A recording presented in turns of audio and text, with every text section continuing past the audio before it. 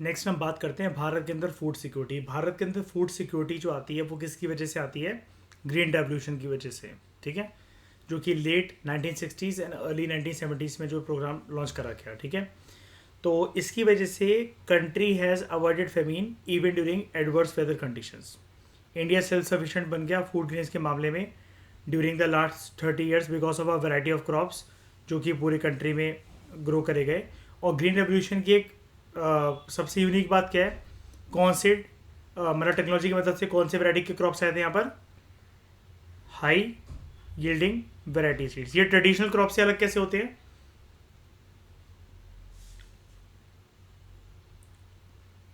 जैसे आप सीड डालोगे ना, तो ट्रेडिशनल क्रॉप्स में मतलब मान लो कि आपको कुछ 5 ही यूनिट्स ऑफ आउटपुट मिल रहा है, यहाँ पर हो सकता है कि 25 मिले, 30 मिले। ठीक है, तो availability of food grains even in adverse weather conditions और otherwise at the country level it has further been insured with the carefully design food security system by the government. और यहाँ पर दो कंपोनेंट्स होते हैं हमारे देश में फूड सिक्योरिटी सिस्टम के, एक है बफर स्टॉक और दूसरा पब्लिक डिस्ट्रीब्यूशन सिस्टम। अब इसको ध्यान से समझना। बफर स्टॉक क्या होता है?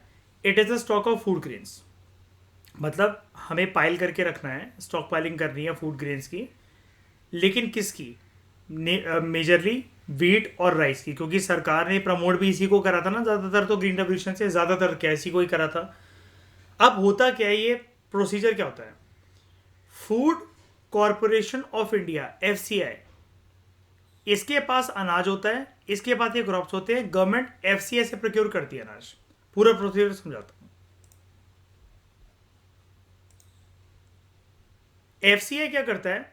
वीट और राइस को फार्मर से परचेज करता है, जो फार्मर से प्रोड्यूस कर रखे होते हैं, स्पेशली उन राज्यों में जहां पर, कीवर्ड देखना, जहां पर सरप्लस प्रोडक्शन हो रखी हो। फार्मर्स को पहले ही बोल दिया जाता है कि तुम क्रॉप्स हमारे पास लेकर आना, हम तुम्हें इतना पैसा दे देंगे, ये हम तुम्हें प्रॉमिस करते हैं। ठीक है, और इसके लिए दोनों के बीच में क्या हो जाता है? एक एग्रीमेंट साइन हो जाता है। याद है Shreya? Kind of a futures contract.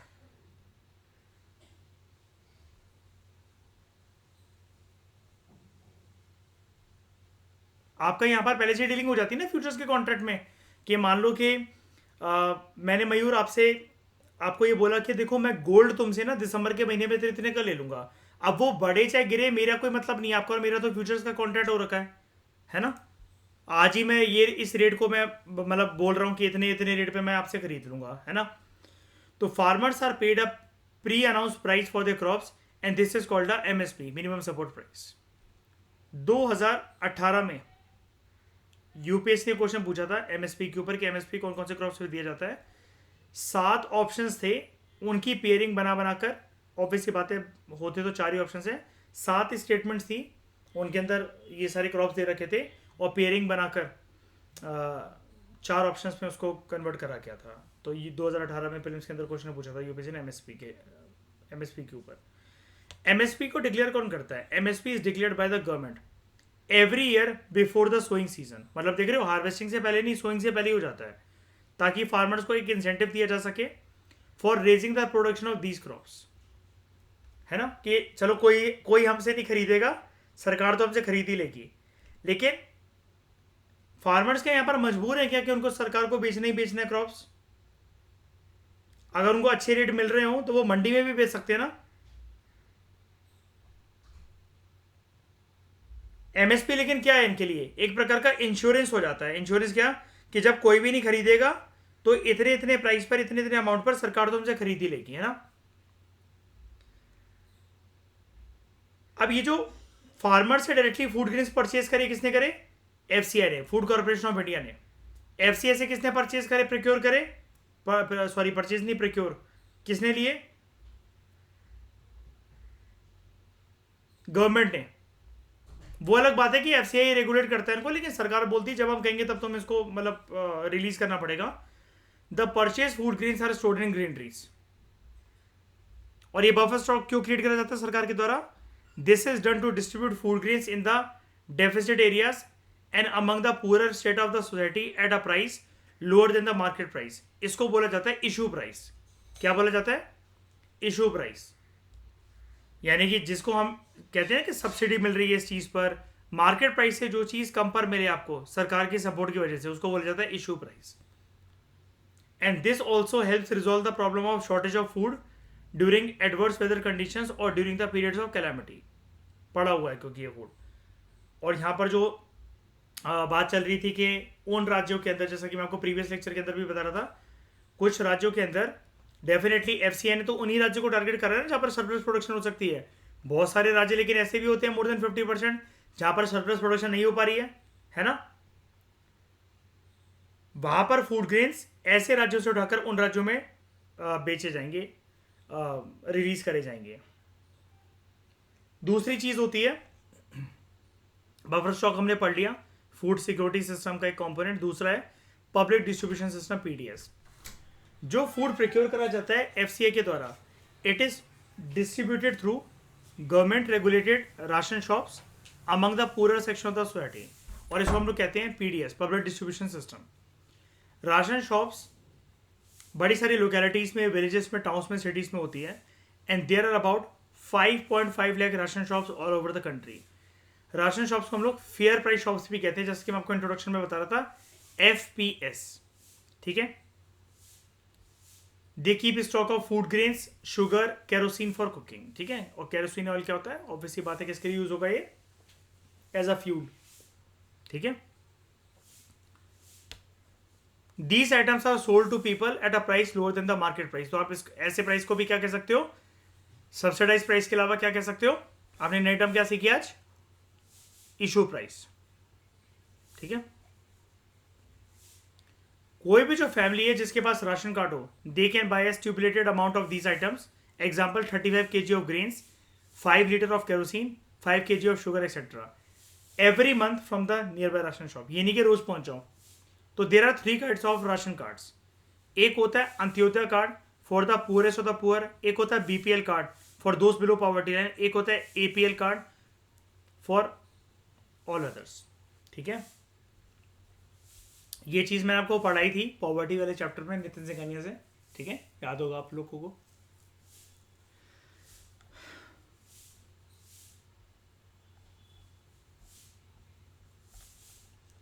तो जो राशन देने की प्रक्रिया है ना, इसको कहा जाता है rationing. The introduction of rationing in India, it dates back to 1940s against the backdrop of Bengal famine. Rationing system को रिवाइव करा गया था in the wake of acute food shortage during 1960s, green revolution से पहले. Green revolution से पहले कमी थी ना अनाज की हमारे देश में, तभी तो वो नारा दिया गया था लाल बहादुर शास्त्री जी के द्वारा, क्या? जय जवान जय किसान. और इंदिरा गांधी जी ने क्या नारा दिया था? उनका फेमस नारा क्या था? स्लोगन क्या था? गरीबी हटाओ देश बचाओ. ठीक है. तो in the wake of high incidence of poverty levels, जैसा कि एनएसएसओ ने रिपोर्ट करा था. एनएसएसओ की फुल फॉर्म क्या होती है?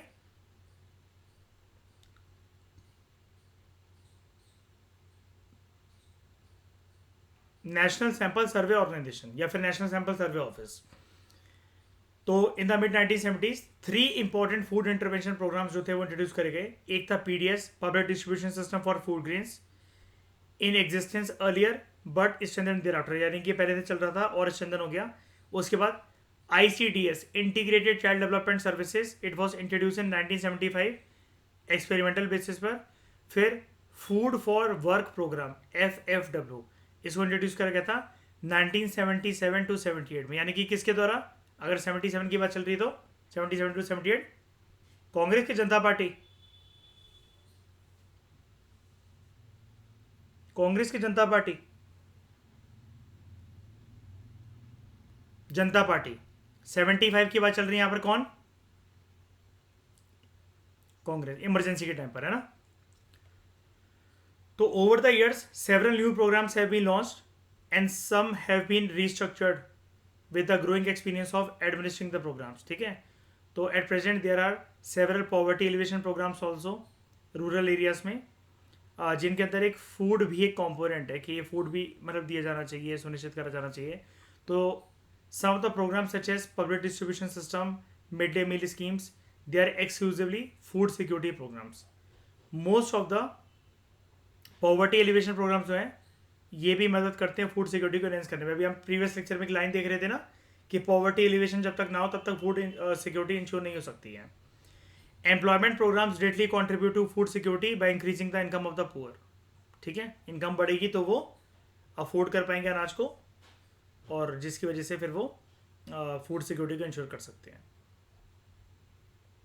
नेशनल फूड सिक्योरिटी एक्ट 2013, ये जो एक्ट है it provides for the food and nutritional security life at affordable prices and it enables people to live a life of dignity. इस एक्ट के अंतर्गत 75% जो गाँव के अंदर रहने वाली जो पॉपुलेशन है और 50% अर्बन पॉपुलेशन जो है, they have been categorise as eligible household for food security.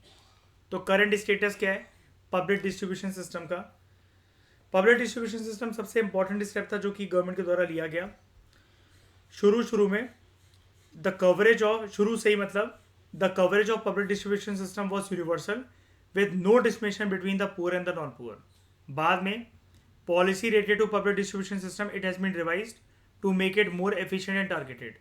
1992 में एक चीज स्टार्ट हुई, पब्लिक डिस्ट्रीब्यूशन सिस्टम को थोड़ा सा एक हायर स्टेटस से लेकर जाया गया, उसका नाम रखा गया रीवैम्प्ड पब्लिक डिस्ट्रीब्यूशन सिस्टम। जैसे हम लोग कहते हैं ना पब्लिक मतलब किसी भी चीज़ को 2.0 3.0 ऐसे ही करा गया।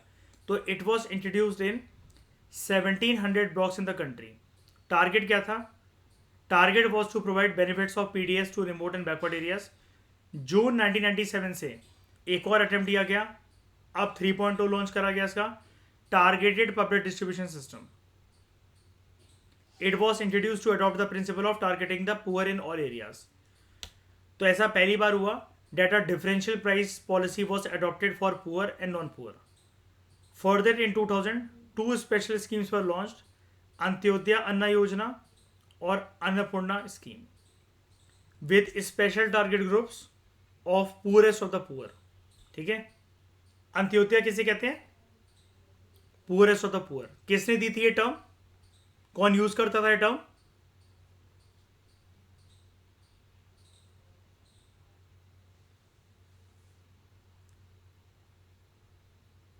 अंत्योदय टर्म कौन यूज करता था कि किसी भी चीज का delivery benefit mechanism poorest of the poor section तक जाना चाहिए? कल किसका बर्थडे था? महात्मा गांधी जी। ठीक है, ऐसे याद आएगा अब तुम्हें एग्जाम से बोलो सर एक बारी बता दो बर्थडे। हाँ, कल बर्थडे किसका सर ये बता दो एक बारी बस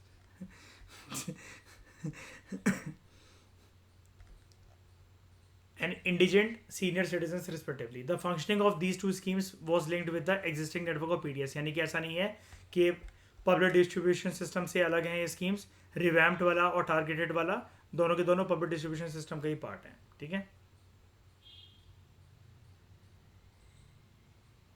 तो इन यहाँ पर लिखा हुआ है public distribution system, revamped public distribution system, targeted public distribution system. आय को देख लो, अंत्योदय अन्न योजना, और एपीएस है अन्नपूर्णा स्कीम, और नेशनल फूड सिक्योरिटी एक्ट। इसको इसके लॉन्चिंग ईयर है public distribution system 1992, revamped public distribution system 1992, targeted public distribution system 1997, Antyodaya Anna Yojana 2002, Annapurna scheme 2000, national food security act 2013। तो कवरेज टारगेट ग्रुप क्या है पब्लिक डिस्ट्रीब्यूशन सिस्टम की? Universal.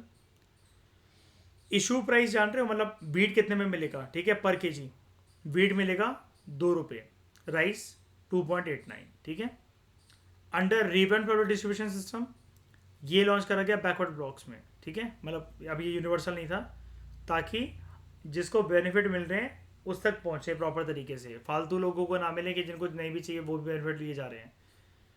20 kg of food grains मिलेगा। ठीक है, मतलब मैक्सिमम इतना लिया जा सकता है। क्या सबको देते थे मतलब? हाँ, तब सबको मिलता था, इंट्रोड्यूस ही हुआ था ना जस्ट। देखो पता है क्या था, गरीबी थी उस टाइम पर शरिया बहुत ज़्यादा बहुत ज़्यादा। आपको ये लग रहा होगा कि एलपीजी रिफॉर्म्स वाले आप उससे रिलेट करने की कोशिश कर रहे होगे। पॉवर्टी एक अलग एंगल है, एलपीजी रिफॉर्म्स एक अलग है। अच्छा एक बात बताओ, अभी चंद्रयान 3 लॉन्च हुआ है, हमारे देश की गरीबी पूरी तरीके से चली गई है? मनरेगा वर्कर से पूछो कि क्या करना चाहिए था, हमारी सैलरी बढ़ानी चाहिए थी कि चंद्रयान 3 लॉन्च करना चाहिए था, वो जवाब देंगे।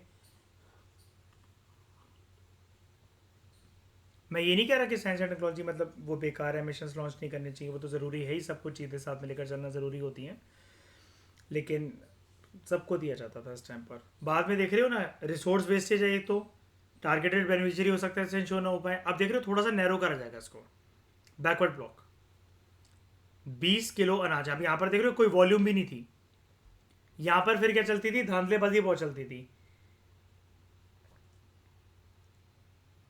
Issue price wheat 2.80 rupees, rice 3.77। ये तो महंगा हो गया, ये तो महंगा हो गया। महंगा कैसे हो गया?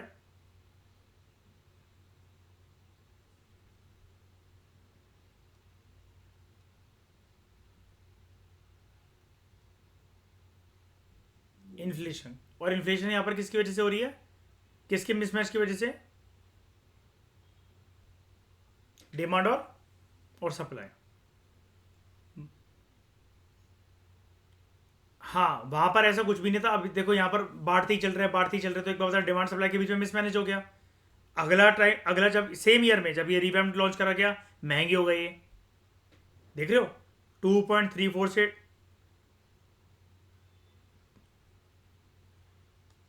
नहीं नहीं, वो तो तब से ग्रीन रेवोल्यूशन से पहले आता था वो तो। तब तो, अब तो हमारा मतलब सफिशिएंट हो गया तो हमारा देश। अब तो उठाकर ना मार दे कि काली रोटियां बन रही हैं, फिर अपने शॉप पे जाकर वही अनाज उठाकर मार दी जनता। 1997 में targeted PDS, poor and non poor, below poverty line and above poverty line, 35 kg of food grains, BPL. अब यहाँ पर कैटेगरी बना दी गई किसकी? बीपीएल की और एपीएल की। यानी कि आप ये अब याद रखना कि एपीएल और बीपीएल की कैटेगरी कब बनाई गई फूड ग्रेन डिस्ट्रीब्यूशन में? टारगेटेड पब्लिक डिस्ट्रीब्यूशन सिस्टम के अंतर्गत। देखते हैं। ऑब्वियसली बात है, सस्ता किसके लिए होगा? बीपीएल के लिए। वीट 4.15 रुपीज, एपीएल के लिए 6.10 rupees, rice 5.65 rupees, 8.30 rupees. Antyodaya Anna योजना पुअरेस्ट ऑफ द पुअर के लिए करा गया स्कीम 2002 में। 35 kg, यहाँ पर भी 35 kg, यहाँ पर भी 35 kg, उधर था 20 किलो। वीट 2 रुपये, राइस 3 रुपये। देख रहे हो एडजस्टमेंट, देख रहे हो। लेकिन लेकिन बहुत नैरो ग्रुप है ये, पूरे ऑफ द पुअर। पुअर भी नहीं लिखा हुआ इसलिए, पूरेस्ट ऑफ द पुअर। ठीक है, यहाँ पर दिक्कत पता है क्या आती है मयूर?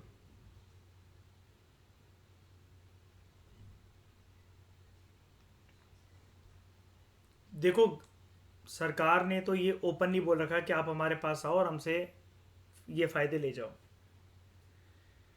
लोग अवेयर कितने हैं बताओ कि ये वाली चीज़ करवानी है, हमें एनरोल करवाना है, ऐसा कुछ करना है।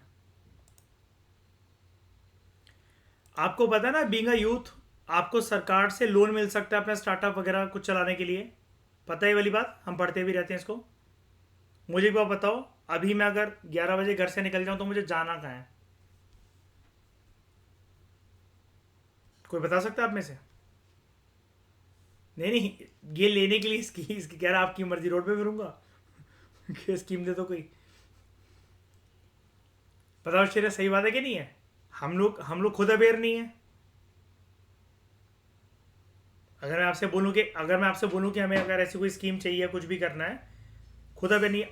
पढ़ा लिखा व्यक्ति आज तक पूछता है, मतलब मैं एक जनरल बात बता रहा हूँ, कोई भी भाई, मैं भी पूछता हूँ, हर कोई पूछता है। पढ़ा लिखा व्यक्ति आज तक पूछता है कि अगर आधार कार्ड में कोई फॉल्ट है ना, तो शायद हम 10 लोगों से पूछते फिरते हैं ना कि पापा सर उनसे पूछ के बता दो आधार कार्ड पे करेक्शन कहाँ पर होती है, कहाँ जाना उसके लिए।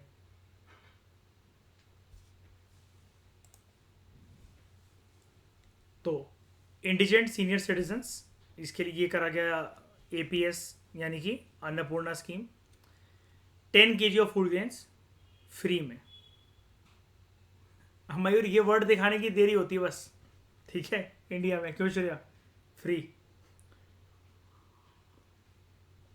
फ्री वर्ड एक ना भ्रम होता है श्रेया ना, लेने वाले के लिए भी और देने वाले के लिए भी। लेने वाला क्योंकि जब पहुंचेगा सामने वाले कहेगा ये कब था। टर्म्स एंड कंडीशंस तो आपने पढ़ी ही नहीं, है ना? समझ रहे हो कि अंदर की बातें क्या चलती है यहाँ पर। National food security act 2013, priority house holds, 5 kg पर पर्सन पर मंथ। वीट गेहूं मिलेगा 2 रुपये किलो, चावल 3 रुपये किलो, कोर्स ग्रेन 1 रुपये किलो। अब ये कोर्स ग्रेन क्या होता है? ज्वार, बाजरा, है ना। ये किसके लिए? गाय भैंसों को चरवाने के लिए। ये क्यों मिलता है अलग से?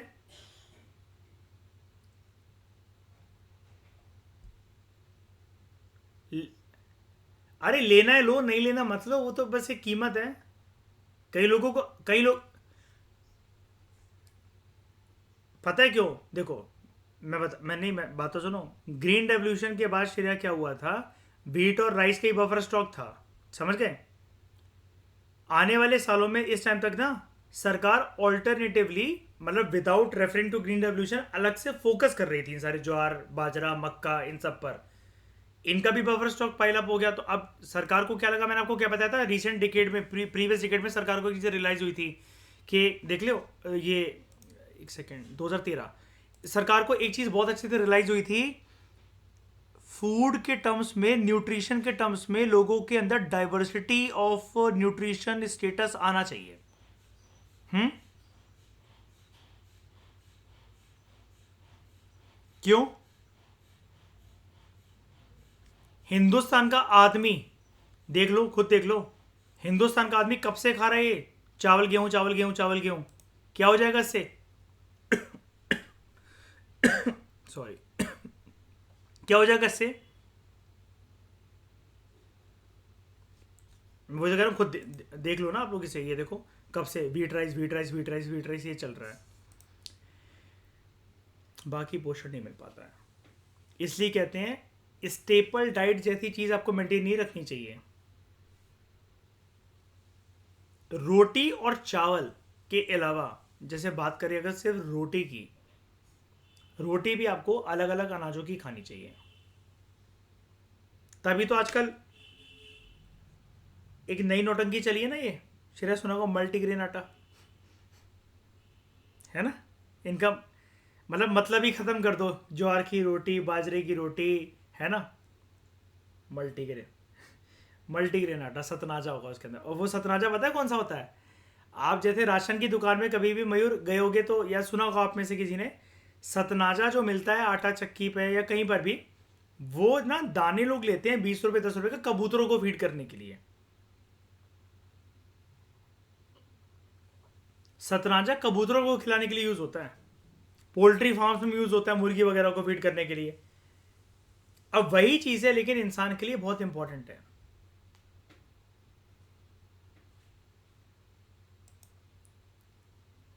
जैसे पार्ले जी एक सही बिस्किट है कि नहीं, बताओ। पार्ले जी एक सही बिस्किट है, सस्ता है, मजबूत है, टिकाऊ है। एक पैकेट लोगों की टेम्पररी भूख मिटाने के लिए काफी है। बदनाम लेकिन उसे क्या बोलकर करा गया है अभी रिसेंट ईयर्स में, कि इंसानों से ज्यादा कुत्ते खाते हैं उसे। सिमिलरली जो कोर्स ग्रेन्स इंसानों के खाने के लिए नहीं माने जाते थे, मैंने बताया था ना अभी प्रीवियस लेक्चर में आपको बता रहा था, ये जो क्या था, जो कोदो अनाज था ना, जब लोग गेहूं अफोर्ड नहीं कर पाते थे, तो घर परिवार में लोग रोते थे कि हम गेहूं की रोटियां कब खा पाएंगे। शेयर किसको कहते रहे आज के समय में गेहूं की रोटियों की? लोग तो यही कोर्स ग्रेन की तरफ जाना चाहते हैं। वीट, राइस, अच्छा ये तो फुल फॉर्म बता रहा है, ठीक है ठीक है। और ये जो मैंने आपको बताया ना, हर चीज़ लेटेस्ट चीज़ हम इकोनॉमिक सर्वे से करेंगे, ये भी आपको इकोनॉमिक सर्वे का एक वो दे रहा है, ठीक है। लेकिन अच्छा है टेबल, ये टेबल अच्छा है।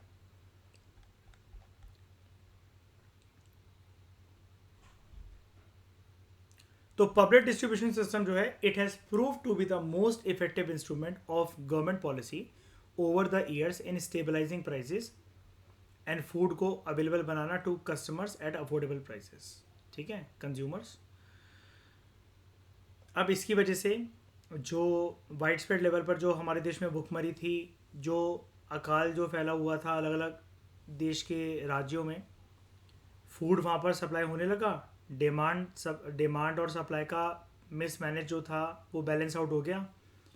सरप्लस वाले जो रीजन्स थे जहाँ पर ज़्यादा अनाज उगता था, जहाँ बर्बाद होने की कगार पर था, वहाँ से अनाज लेकर सरकार ने इसको प्रोक्योर कर कर which body through which body food corporation of India FCI के थ्रू इसको फिर उन राज्यों में बांटा जहाँ पर अनाज इतना नहीं था, पर्याप्त मात्रा के अंदर अवेलेबल नहीं था।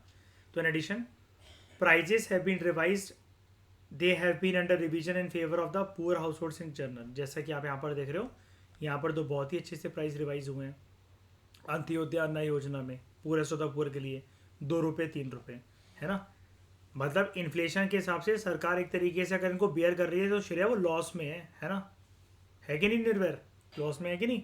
लेकिन फिर भी ये चीज़ एक क्या है, एक सोशल सिक्योरिटी बेनिफिट ही तो है एक तरीके से लोगों को देने का सरकार की तरफ से, है ना।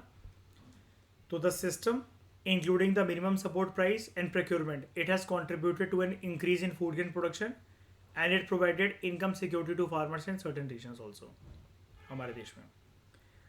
लेकिन पब्लिक डिस्ट्रीब्यूशन सिस्टम के अंदर काफ़ी सारी कमियां भी हैं, उसके लिए बड़े सारे इकोनॉमिस्ट एक्सपर्ट्स इसको क्रिटिसाइज भी करते हैं बड़े सारे ग्राउंड्स पे, कि instances of hunger are prevalent despite overflowing granaries. मतलब अनाजों के भंडार हैं, जो अनाजों से भरे पड़े हैं, वो बहुत सारे हैं हमारे देश में, लेकिन फिर भी गरीबी भुखमरी पूरी तरीके से नहीं गई है, स्पेशली भुखमरी।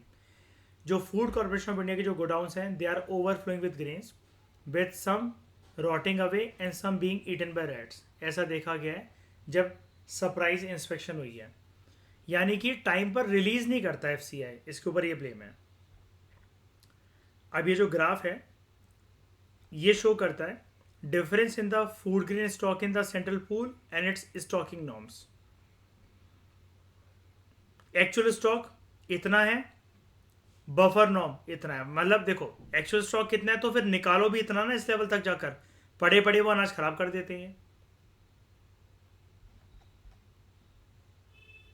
2014 में stock of wheat and rice with FCI it was 65.3 million turns which was much lower than the minimum buffer norms. जितना बोला गया था, जितना कहा गया था रिलीज करने को, उतना रिलीज, मतलब कुल मिलाकर बात यही है, आप इतना समझो कि रिलीज नहीं करा जाता है। और कभी कभार जितना प्रिक्योर करना है वो भी नहीं करा जाता है। अब आप कहोगे सर प्रिक्योर कैसे कर लेंगे, क्या फार्मर्स की कॉलर पकड़ के जबरदस्ती थोड़ी ना उनसे छीन लेंगे। बात यह कि ग्राउंड लेवल पर जो एफसीआई के जो अथॉरिटीज़ हैं, जो ऑफिसर्स हैं, जो राज्यों के लेवल पर इनकी जो ब्रांचेस काम करती हैं, उनको एक रिस्पॉन्सिबिलिटी दी जाती है कि इतना इतना अनाज प्रिक्योर करना है, कर लो। तो वो क्या करते हैं, बहुत कैजुअल सी अप्रोच अपनाते हैं कि ठीक है यार कलेक्ट हो रहा है नहीं हो रहा, बफर स्टॉक तो है ही, हमें क्या करना।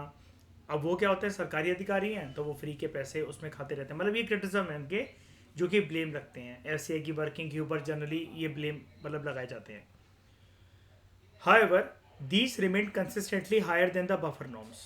The situation improved with the distribution of food grains under different schemes launched by the government.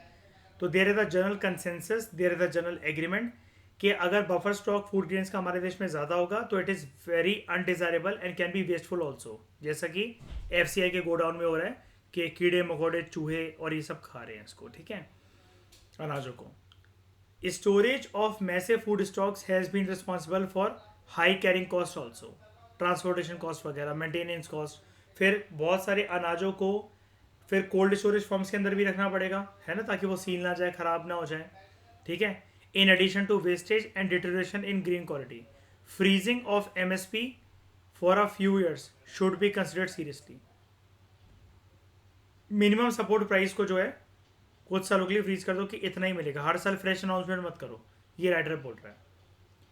Food grains की जो प्रोक्योरमेंट जो बढ़ी है at enhanced MSP, it is the result of the pressure exerted by leading food grain producing states कि हमारे farmers अगर wheat और rice की ही खेती कर रहे हैं, वो चाहते तो कुछ और भी कर सकते थे, आप इन्हें फेयर प्राइजेस जो है वो दो।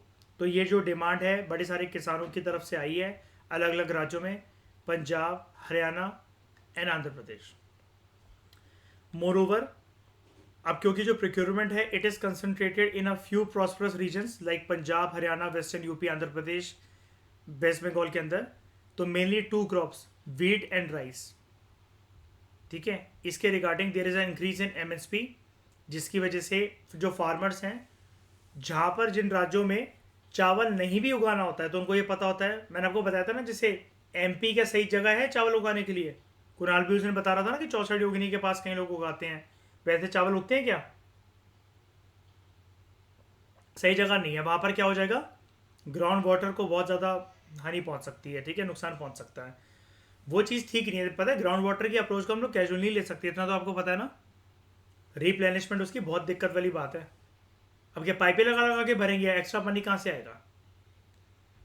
तो MSP has induce farmers particularly in surplus states to divert land from production of coarse grains which is the staple food of the poor to the production of rice and wheat. अब पानी का बहुत intensive utilisation होने लगा है चावल की खेती बाड़ी करने में। It has also led to environmental degradation and fall in the water level threatening the sustainability of agricultural development in these states. यानी कि फिर दूसरे क्रॉप्स भी नहीं उग पाएंगे, उगा लो चावल जितने उगाने। नहीं नहीं नहीं, एमएसपी दूसरे गेम्स में नहीं देने लग गए हैं, जैसे एमएसपी अनाउंस करने लग गए हैं। अब उन राज्यों के फार्मर जो कि कुछ और उगा सकते थे वो भी व्हीट एंड राइस की तरफ चल पड़े। हाँ राइट, व्हीट को तो चलो फिर भी साइड कर दो, वो चावल की तरफ ज्यादा फोकस करने लग गए हैं। उन राज्यों में ग्राउंड वाटर मतलब नाम मात्र के बराबर है, नहीं भाई हम तो चावल उगाएंगे क्योंकि सरकार तो हमें एमएसपी का वो वादा कर रही है, इसलिए व्हीट एंड राइस पे ही अभी भी। इसलिए 2.0 की बात चलती है कि मतलब ऑल्टरनेटिवली बहुत कुछ उगाओ, जैसे सरकार ने फिर करा था 2.0 के तहत ही ना। नाम मतलब प्रॉपर अभी उसमें मत फंसना, मैं वो मैं बाद में बताऊंगा कि 2.0 की कहानी क्या है। आगे जाके देख रहे हो, अभी तक 2013 प्रीवियस टिकेट ही तो है, अभी हम 2023 में बैठे हुए हैं, पूरा पूरा 10 साल पुरानी बात है। फिर फोकस करने लगी सरकार। कोर्स ग्रेन क्या कह रहे हो? हाँ नहीं नहीं, फार्म बिल से पहले भी मतलब सरकार ही हमेशा से बोलती रही है, बॉडीज बोलती रही है, बड़ी सारी कमिटीज बोलती रही हैं। और वो हमारे लिए भी अच्छा होता है ना, उनके बोलने से क्या होता है, मतलब हम भी ये चीज़ जानते हैं कि रोज एक ही चीज़ आप खाते रहो तो एक ही चीज़ का न्यूट्रिशन आपको मिलता रहेगा, है ना। रोज दाल चावल खाने वाला पर्सन, अब दाल चावल अच्छी चीज़ ही है ना, लेकिन रोज दाल चावल खाने वाला पर्सन क्या हेल्दी हो सकता है क्या? सेम न्यूट्रिशन पहुंच रहा है उसकी बॉडी में, ठीक है। अब यहाँ पर हम बात करते हैं ज़रा अंत्योदय अन्न योजना के बारे में। अंत्योदय अन्न योजना को दिसंबर 2000 में लॉन्च करा गया था, साल 2000 में।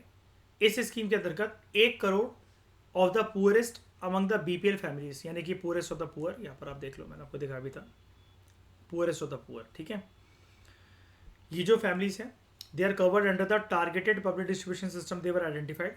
Poor families were identified by respective state rural development departments through a below poverty line survey. एक सर्वे हुआ था, BPL survey. 25 kilograms of food grains they were made available to each eligible family at a highly subsidized rate of rupees 2 per kg for wheat and rupees 3 per kg for rice। देख लो, 2 रुपये और 3 रुपये, ठीक है। This quantity has been enhanced from 25 to 35 kg with effect from April 2002। This scheme has been further expanded twice by additional 50 lakh PPL families in June 2003 and August 2004। अब जैसे increase हुई तो 2 crore families have been covered under the Antyodaya Anna योजना।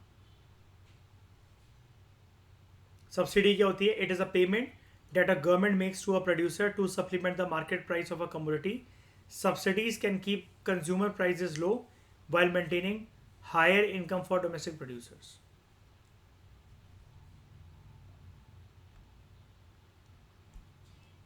Rising MSP जो है, rising MSPs have raised the maintenance cost of procuring food grains by the government. Rising transportation storage costs of the FCI, Food Corporation of India, they are other contributing factors in this increase। पैसे obviously बात है, अब MSP को सरकार बढ़ाते चल रही है। एमएसपी का एक तरीके का वादा है ना। अब ये कब करा जाता है? बिफोर हार्वेस्टिंग और बिफोर सोइंग। Before sowing.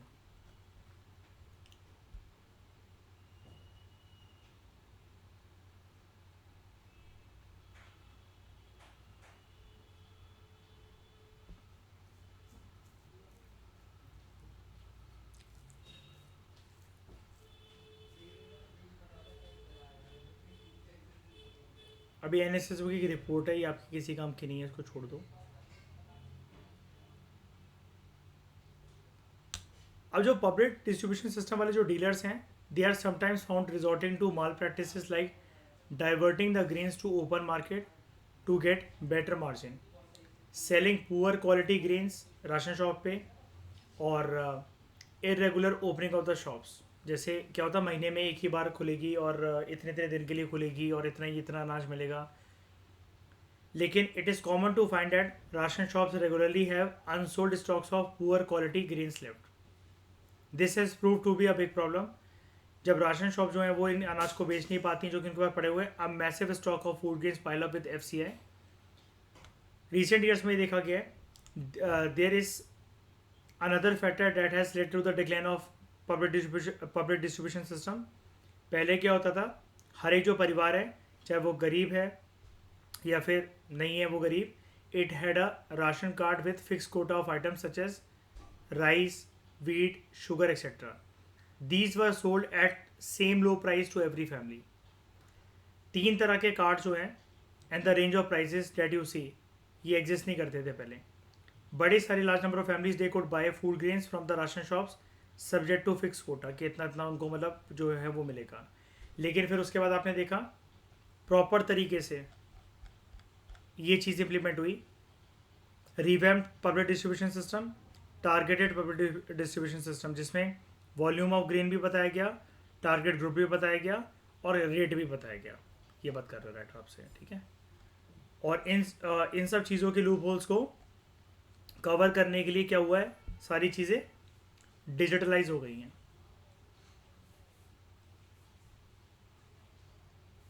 ठीक है।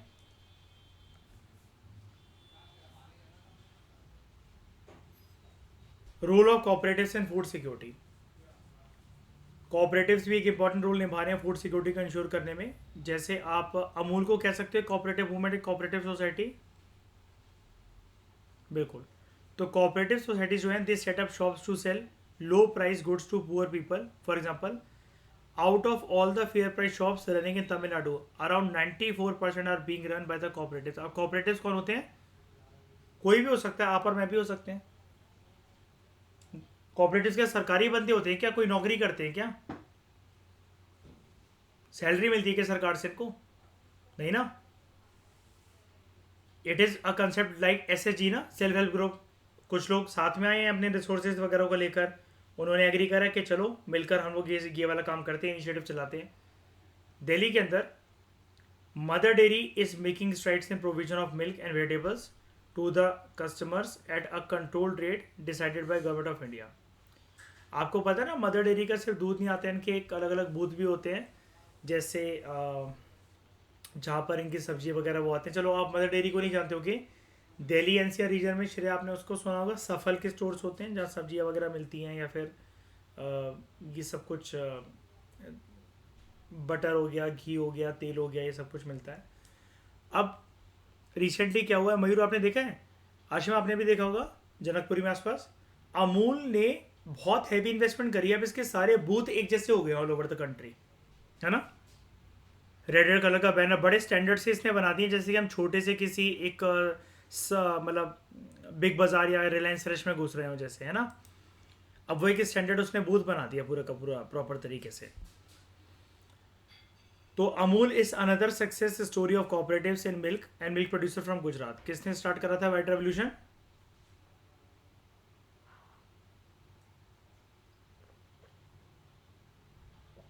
फ्रेंड है आपके वो?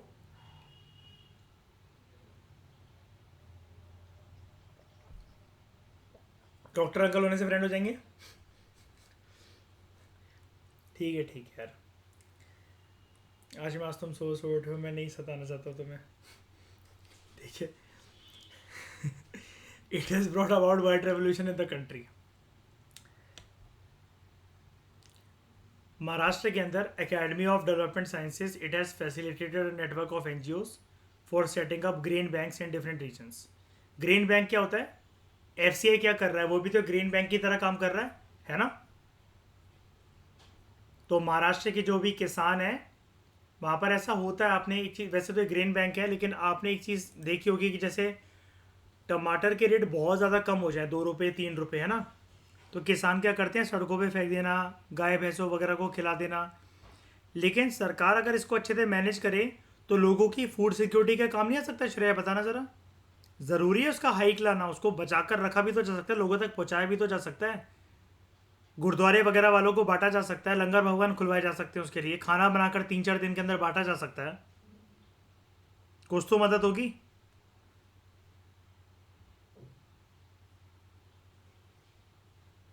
होगा शायद, ऐसा कि नहीं कि झूठ बोल रहा हूँ मैं। तो Academy of Development Sciences, they organise training and capacity building programmes on food security for NGOs. Grain banks जो हैं ये महाराष्ट्र के अंदर आते चले जा रहे हैं, एंड एकेडमी डेवलपमेंट साइंसेज के जो एफर्ट्स हैं ग्रीन बैंक्स को सेटअप करने के लिए, ये भी एक फूड सिक्योरिटी की दिशा में ये अच्छे एफर्ट्स हैं। तो ADS grain bank programme is acknowledge as a successful and innovative food security intervention. Chapter हमारा कंप्लीट। कुछ रह तो नहीं गया कोई बॉक्स? सब्सिडी, एमएसपी हो गया, अंत्योदय अन्न, टेबल।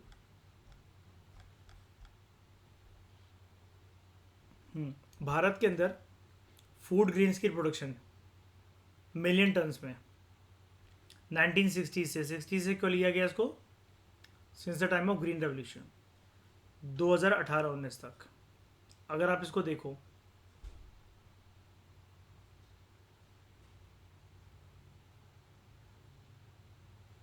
हल्का सा कम एक यहां पर हुआ है, फिर ये दोबारा बढ़ पड़ा,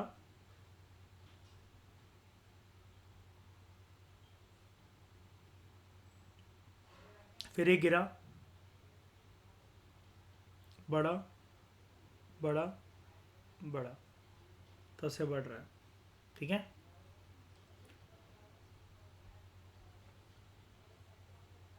2020 में आपको जरूर देखिएगा ये डाउनफॉल। हमने पढ़ा ना नेशनल कैलेमिटी की वजह से फूड सिक्योरिटी सफर हो जाती है कभी कभार। बात उस टाइम पर ये थी ना कि मतलब बहुत सारी जगह पर बंदिशें थी, तो लोगों को सामान नहीं मिल पाया, पेस्टिसाइड्स, वेडिसाइड, ट्रांसपोर्टेशन सर्विसेज वगैरह, लोग घरों में थे, इस वजह से। तो चैप्टर दोस्तों हमारा कॉम्प्रिहेंसिव तरीके से कंप्लीट हुआ, और इसी के साथ हमारी 9th क्लास की इकोनॉमिक्स की एनसीईआरटी वाइंड अप हुई। Thank you very much for discussion.